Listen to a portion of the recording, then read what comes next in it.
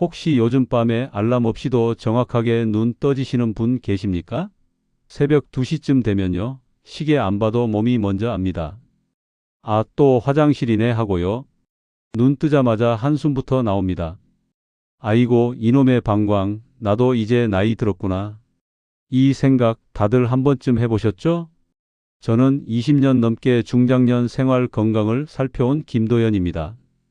며칠 전 68세 김정숙 님이 그러시더군요. 선생님, 저는 이제 잠자러 가는 게 아니라 화장실 출근하는 기분이에요. 밤마다 4번이나 근무 서요. 웃으면서 말씀하시는데 얼굴은 하나도 안 웃고 계셨습니다. 왜냐하면 자다가 깨서 화장실 가는 그 몇 걸음이 요즘은 무섭다고 하시더군요. 혹시라도 넘어질까봐, 다시 잠이 안 올까봐, 괜히 심장이 먼저 쿵 내려앉는다고요. 정말 많은 분들이 이런 고민하고 계시더라고요. 밤에 화장실 가려다 허리 삐끗하신 분, 어둠 속에서 문고리 찾다가 벽에 부딪히신 분, 다시 잠들려고 누워서 한두 시간 뒤척이신 분들 말이에요. 그런데 여기서 정말 중요한 말씀 하나 드리겠습니다. 밤에 소변 때문에 자주 깨는 건 나이 들면 당연한 일이 아닙니다. 몸이 지금 이대로는 안 된다고 계속 신호를 보내는 겁니다. 이걸 그냥 나이 탓으로 넘기시면 안 돼요. 왜냐하면 밤에 자꾸 깨는 게 단순히 불편한 것만이 아니거든요. 수면 부족이 계속되면 낮에 집중력이 떨어지고 균형 감각도 나빠집니다. 그러다 보니 넘어질 위험도 커지고요. 또 잠을 제대로 못 자면 면역력도 약해져서 감기 같은 것도 자주 걸리게 됩니다. 혈압이나 혈당 관리도 힘들어지고요. 이런 것들이 다 연결되어 있어서 밤에 깨는 문제를 그냥 참고 넘기시면 안 되는 거예요. 그런데 더 놀라운 건요. 김정숙님은 제가 알려드린 딱 한 가지를 바꾸고 그날 밤 화장실 출근을 반으로 줄이셨습니다. 약도 아니고 돈도 안 들고 오늘 밤 바로 하실 수 있는 방법입니다. 정말 간단한 건데 대부분의 분들이 모르고 계시더라고요. 많은 분들이 밤에 자주 깨면 물을 아예 안 드시려고 하세요. 그런데 그것도 잘못된 방법이에요. 또 어떤 분들은 방광이 약해졌으니까 어쩔 수 없다고 체념하시는데 그것도 정확하지 않습니다. 진짜 원인은 따로 있거든요. 지금 이 이야기 들으시면서 이거 내 얘긴데 어젯밤 내가 딱 이랬는데 이 생각 드셨다면 오늘 이야기 끝까지 꼭 들어보세요.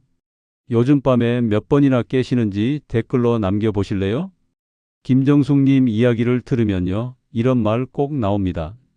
선생님, 저는 밤마다 혼잣말을 합니다. 자리에 누우면요. 아, 오늘은 제발 한 번만 깨자. 아니, 2번까지만 참아보자. 이렇게 스스로랑 협상을 시작한답니다. 근데 몸은요. 그 약속을 한 번도 지킨 적이 없습니다. 눈 뜨면 늘 그 시간입니다. 아, 또 이 시간이네. 이쯤 되면 시계 없어도 되겠죠. 새벽 2시면 2시, 새벽 3시면 3시, 그 시간이 되면 자동으로 눈이 떠진다는 거예요. 화장실 가려고 일어날 때가 제일 우픕니다. 불을 켤까 말까, 켰다간 잠다 달아날 것 같고 안 켜자니 발이 먼저 무섭습니다. 그래서 벽을 짚고 슬금슬금 걷다가 괜히 한숨부터 나온다고 하셨어요. 김정숙님만 그런 게 아니에요. 정말 많은 분들이 똑같은 고민을 하고 계시거든요. 72세 박영철님은 더 황당한 이야기를 하시더군요. 선생님, 저는 화장실 가기 전에 미리 계산을 합니다. 지금 가면 몇 시에 다시 깰 거고 그러면 아침까지 몇 시간 남았나 하면서요. 그런데 그 계산대로 딱딱 맞아떨어진다는 거예요. 마치 몸속에 알람이 여러 개 설정되어 있는 것 같다고 하시더라고요. 아침이 되면 더 억울합니다. 분명 누워있긴 했는데 몸은 안 잔 것 같거든요. 눈꺼풀이 무겁고 머리가 멍합니다. 낮에 이야기하다가 말이 뚝 끊기면 괜히 주변 눈치부터 보게 됩니다. 아, 내가 왜 이러지? 혹시 나만 이런가 하면서요. 그리고 또 하나 공통점이 있어요.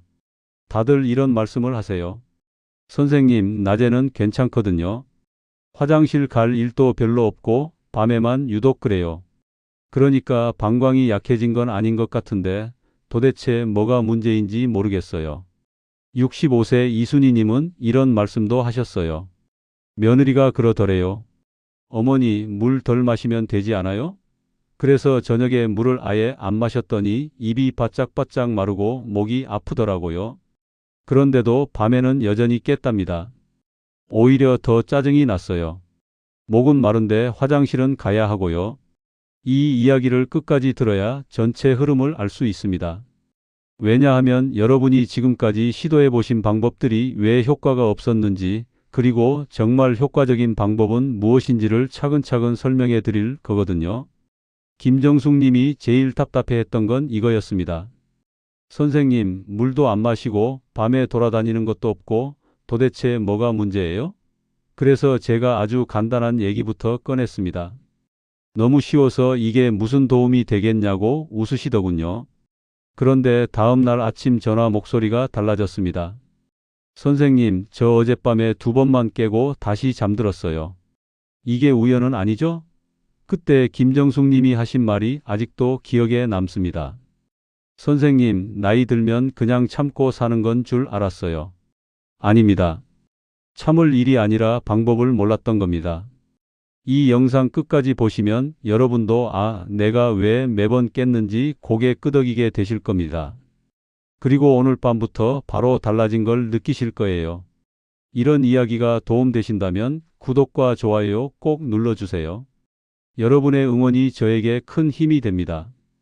그리고 지금부터는 밤마다 여러분을 깨우는 진짜 이유들을 하나씩 풀어보겠습니다. 정말 중요한 내용이니까 끝까지 꼭 들어보시기 바랍니다. 이제부터는 여러분 밤잠을 방해하는 범인들을 한 명씩 불러보겠습니다. 범인 찾듯이 들어보세요. 이건 나다 싶은 순간이 꼭 나옵니다. 정말 의외의 범인들이 숨어 있거든요. 첫 번째 범인은 저녁 늦은 수분입니다. 이 범인은요, 본인은 착한 척합니다. 물은 몸에 좋다, 차는 건강하다, 과일은 비타민이다 이러면서요. 그런데 시간을 잘못 만나면 완전히 다른 얼굴을 보여줍니다. 저녁 이후에 들어온 수분은 밤에 그대로 화장실 호출로 돌아옵니다. 우리 몸의 수분 처리 시스템이 저녁부터는 달라지거든요. 낮에는 활동량이 많아서 땀으로도 나가고 호흡으로도 나가는데 저녁부터는 그런 배출 통로가 줄어들어요. 그러니까 들어온 물이 고스란히 방광으로 가는 거죠. 한국수면의학회에서 60대 이상 900명을 대상으로 조사했더니 저녁 6시 이후 수분 섭취가 많을수록 야간 소변 횟수가 뚜렷하게 늘어났습니다. 특히 저녁 8시 이후에 차나 과일을 드신 분들은 평균 3.2번 깨는 반면 6시 이전에 끝내신 분들은 1.8번만 깼어요. 68세 김정숙 님도 저녁 먹고 나면 차 한 잔은 꼭 드셨습니다. 그게 낙이었거든요. 감잎차, 둥글레차, 결명자차, 하루 종일 일하고 나서 따뜻한 차 한 잔 마시는 게 제일 편안하다고 하셨어요. 그런데 그 차 한 잔이 밤에 서너 번 깨우는 주범이었던 거예요. 실천 방법은 간단합니다. 저녁 6시 이후엔 입에 들어가는 물, 국물, 과일 전부 점검입니다. 차는 당연히 안 되고 과일도 수분이 많으니까 피하셔야 해요. 국물도 마찬가지예요. 찌개 국물 한 숟가락이라도 그게 다 쌓여서 밤에 깨우거든요. 다만 주의하실 점은 낮에는 꼭 충분히 드셔야 한다는 겁니다. 하루 종일 물을 안 마시면 탈수가 되고 그것도 몸에 안 좋아요. 낮에 충분히 마시고 저녁부터 줄이는 게 포인트입니다. 두 번째 범인은 다리에 고여 있던 물입니다. 이 범인은 더 교묘해요. 낮에는 가만히 있다가 밤에 몰래 움직입니다. 낮 동안 다리에 쌓인 수분이 누우면 한꺼번에 위로 올라오거든요. 나이가 들면 다리 근육이 약해지고 혈액순환도 나빠집니다. 그러면 중력 때문에 수분이 다리 쪽으로 내려와서 고이게 돼요. 서 있을 때는 괜찮은데 누우면 그 물이 다시 위로 올라와서 신장으로 가는 거예요. 그러면 신장이 갑자기 바빠지면서 소변을 많이 만들어내는 겁니다. 유럽심장학회에서 발표한 연구를 보면 다리 부종이 심할수록 밤 소변 횟수가 증가했습니다. 특히 저녁에 양말 자국이 선명하게 남는 분들은 그렇지 않은 분들보다 야간 소변 횟수가 2배 가까이 많았어요. 70세 박영수님은 저녁만 되면 양말 자국이 선명했습니다. 발목 주변이 움푹 들어가고 종아리를 눌러보면 탄력이 없었어요. 낮에는 괜찮은데 저녁만 되면 다리가 무겁고 붓는다고 하셨거든요. 그런데 그게 밤에 자주 깨는 원인이었던 거예요. 실천 방법은 이겁니다. 잠들기 전 다리를 심장보다 높게 20분만 올리세요. 소파에 앉아서 다리를 올리고 TV 보셔도 되고 침대에 누워서 벽에 다리를 기대셔도 됩니다. 그러면 다리에 고여 있던 물이 미리 순환이 되거든요. 너무 오래 올릴 필요는 없습니다. 20분 정도면 충분해요. 너무 오래 하면 오히려 다리가 저리고 불편할 수 있거든요. 세 번째 범위는 약 먹는 시간입니다. 이 범위는 나쁜 놈은 아닙니다. 시간을 잘못 만났을 뿐이에요. 혈압약이나 당뇨약 중에는 소변을 늘리는 성분이 들어있는 경우가 많거든요. 그런데 그걸 저녁에 드시면 밤에 효과가 나타나는 거예요. 특히 이뇨제가 들어간 약물들은 복용 시간에 따라 밤을 깨울 수 있습니다. 보통 약을 먹고 4~6시간 후에 효과가 최대가 되거든요. 저녁 8시에 드시면 새벽 2시쯤 가장 강하게 작용하는 거죠. 국내 한 대학병원에서 65세 이상 환자 500명을 대상으로 조사했더니 약물 복용 시간을 저녁에서 아침으로 바꾼 그룹에서 야간 각성이 현저히 줄어든 사례가 많았습니다. 평균 2.8번에서 1.4번으로 줄었어요. 66세 이춘자 님도 마찬가지였습니다. 혈압약을 저녁에 드셨는데 상의 후에 아침으로 옮겼더니 밤에 깨는 횟수가 확 줄었어요. 약의 효과는 그대로인데 부작용만 없어진 거죠. 하지만 이건 반드시 상해 후에 바꾸셔야 합니다. 혼자 판단해서 약 시간을 바꾸면 안 돼요. 약마다 특성이 다르고 개인차도 있거든요. 약 봉투에 시간이 적혀 있지 않으시다면 한번 확인해 보세요. 네 번째 범위는 방광의 과잉 반응입니다. 이 범위는 호들갑이 심해요. 아직 여유가 있는데도 급하다고 거짓 신호를 보냅니다. 나이가 들면 방광 근육의 감각이 예민해지거든요. 조금만 찬 것 같아도 가득 찼다고 신호를 보내는 거예요. 실제로는 방광 용량의 50~60%밖에 안 찼는데도 100% 찬 것처럼 느끼는 겁니다. 그러니까 화장실 가면 생각보다 양이 적어요. 정상적이라면 한 번에 200~300ml 정도 나와야 하는데 100ml도 안 나오는 경우가 많거든요. 일본 고령의학회에서 발표한 연구를 보면 방광 감각 훈련이 상당한 효과를 보였습니다. 급박감이 들어도 2~3분만 참는 연습을 한 그룹에서 야간 소변 횟수가 평균 40% 줄어들었어요. 69세 최정희 님도 처음에는 화장실 신호가 오면 바로 뛰어가셨어요. 안 그러면 실수할까 봐서요. 그런데 2분만 버티는 연습을 했더니 생각보다 괜찮더라고 하시더군요. 그리고 실제로 참았다가 가보면 양도 더 많이 나왔어요. 실천 방법은 이겁니다. 밤에 화장실 가고 싶어서 깨면 바로 일어나지 말고 120까지 세어보세요. 그냥 천천히 하나, 둘, 셋 이렇게 세시면 돼요. 그러면 2분 정도 됩니다. 정말 못 참겠으면 그때 움직이시고요. 다섯 번째 범위는 코골이입니다. 이 범위는 옆 사람만 괴롭히는 줄 알았죠? 아닙니다. 밤 소변도 부릅니다. 코를 골면 숨이 막히는 순간이 생기거든요. 그러면 몸은 산소가 부족하다고 판단해서 심장을 빨리 뛰게 만들어요. 그리고 물이 많다고 착각해서 소변을 만들어내는 겁니다. 수면무호흡증이 있으면 밤에 소변이 정상보다 2-3배 많이 만들어집니다. 숨이 멎으면 뇌에서 스트레스 호르몬이 나오고 그게 신장을 자극해서 소변 생산을 늘리는 거예요. 미국 수면의학회에서 발표한 대규모 연구를 보면 코골이와 야간 소변의 연관성이 명확히 확인됐습니다. 코골이가 심한 그룹에서 야간 소변 횟수가 일반인보다 평균 2.3배 많았어요. 71세 한명철 님도 가족들이 코골이가 너무 심하다고 하셨는데 수면 검사를 받고 치료를 시작하니까 밤에 깨는 횟수도 확 줄었습니다. 코골이 줄고 밤이 편해진 거죠. 주변에서 코 고는 소리가 크다거나 자다가 숨 멎는 것 같다는 말 들어보셨다면 대수롭지 않게 넘기지 마세요. 이것도 밤에 자주 깨는 중요한 원인 중 하나거든요. 이제 이 범인들을 어떻게 다뤄야 하는지 하루 순서대로 정리해 보겠습니다. 아주 단순합니다. 하루를 잘 보내면 밤은 저절로 편해집니다. 복잡하게 생각하지 마시고 간단한 원칙만 지키시면 돼요. 먼저 아침은 시작 버튼입니다. 아침 수분은 밤을 살려요. 하루 종일 필요한 물을 아침부터 차근차근 채워나가는 거거든요. 그러면 저녁에 급하게 마실 필요가 없어집니다. 아침에 물 한 잔으로 시작하세요. 기상하자마자 미지근한 물 한 잔 드시면 위장도 깨어나고 하루 수분 공급도 시작되는 거예요. 아침 식사는 절대 거르지 마세요. 밥을 먹으면 자연스럽게 수분도 함께 섭취되거든요. 국이나 찌개에서 나오는 수분도 하루 필요량에 포함되는 거예요. 아침을 거르면 오히려 오후나 저녁에 갑자기 목이 마르게 됩니다. 낮은 배출 시간입니다. 낮에는 참지 않아도 돼요. 오히려 낮에는 화장실 가고 싶으면 바로 다녀오세요. 낮에 충분히 배출해야 저녁에 여유가 생깁니다. 괜히 낮에 참았다가 저녁에 몰리면 더 곤란해져요. 낮 동안은 활동량도 많고 땀도 나기 때문에 수분이 여러 경로로 빠져나갑니다. 그러니까 충분히 마시고 충분히 배출하는 게 맞아요.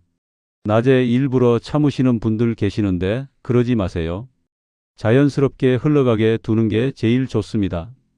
오후 5시부터가 중요한 전환점입니다. 여기서부터 밤 준비가 시작되는 거예요. 카페인이 들어간 커피나 녹차는 이 시간부터 중단하세요. 카페인은 6시간 정도 몸에 남아 있거든요. 5시에 마시면 11시까지 영향을 주는 거예요. 과일도 이때까지만 드세요. 과일에는 수분이 정말 많이 들어 있어요. 사과 한 개에도 물 한 컵만큼의 수분이 있거든요. 배나 수박 같은 건 더 말할 것도 없고요. 오후 5시 이후에 과일 드시는 습관 있으시다면 점심이나 오전 간식으로 옮기세요. 저녁 식사 요령도 중요합니다. 국물이 밤을 깨워요. 찌개나 국을 드실 때는 건더기 위주로 드시고 국물은 조금만 드세요. 맛있어서 국물까지 다 마시고 싶으시겠지만 그 국물 한 그릇이 밤에 서너 번 깨우는 원인이 될 수 있어요.